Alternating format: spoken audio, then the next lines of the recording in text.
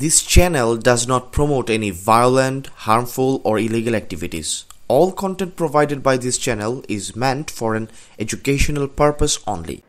গতকাল 14 জুলাই সোমবার দিবাগত রাতে রাজু ভাস্কর্যে জুলাই উইমেন্স ডে উপলক্ষে আয়োজিত এক অনুষ্ঠানে ঢাকা বিশ্ববিদ্যালয়ের উপাচার্য অধ্যাপক ড.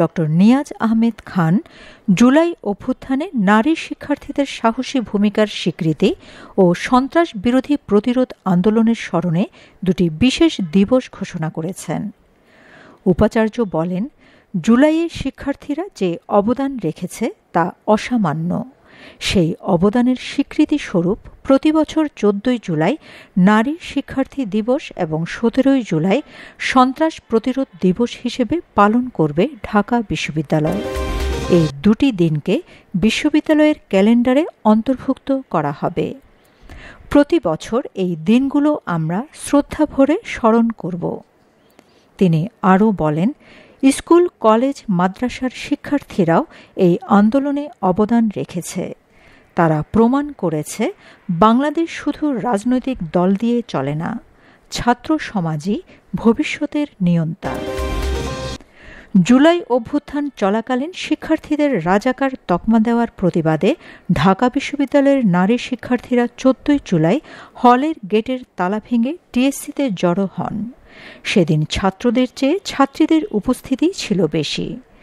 বিশ্লেষকরা মনে করেন, সেদিনের সেই নারী শিক্ষার্থীদের উপস্থিতি ছিল শেখ হাসিনার রাজাকার গালির উপযুক্ত জবাব।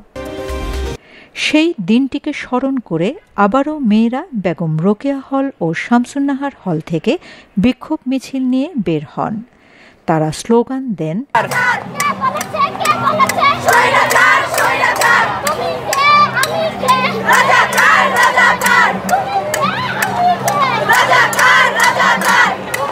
লাখো শহীদের রক্তে কেনা দেশটা কারো বাপের না, কথায় কথায় বাংলা ছাড়, বাংলা কি তোর বাপদাদার। সোমবার রাতে কেন্দ্রীয় শহীদ মিনার সহ বিশ্ববিদ্যালয় ক্যাম্পাসের বিভিন্ন জায়গায় জুলাই অভ্যুত্থান কেন্দ্রিক নানা ডকুমেন্টারি প্রদর্শন করা হয়।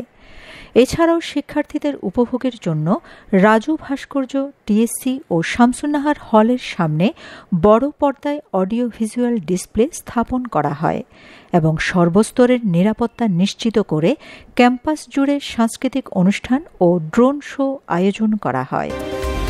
অনুষ্ঠানে আরও উপস্থিত ছিলেন অন্তর্বর্তীকালীন সরকারের যুব ও ক্রীড়া উপদেষ্টা আসিফ মাহমুদ সজীব ভূঁইয়া। তিনি বলেন, 14 জুলাইয়ের সেই কণ্ঠগুলো আমাদের দেখিয়ে দিয়েছে পরিবর্তন আসে সাহসে, প্রতিবাদে। সেই সাহসী মেয়েদের প্রতি আমাদের কৃতজ্ঞতা চিরকাল থাকবে।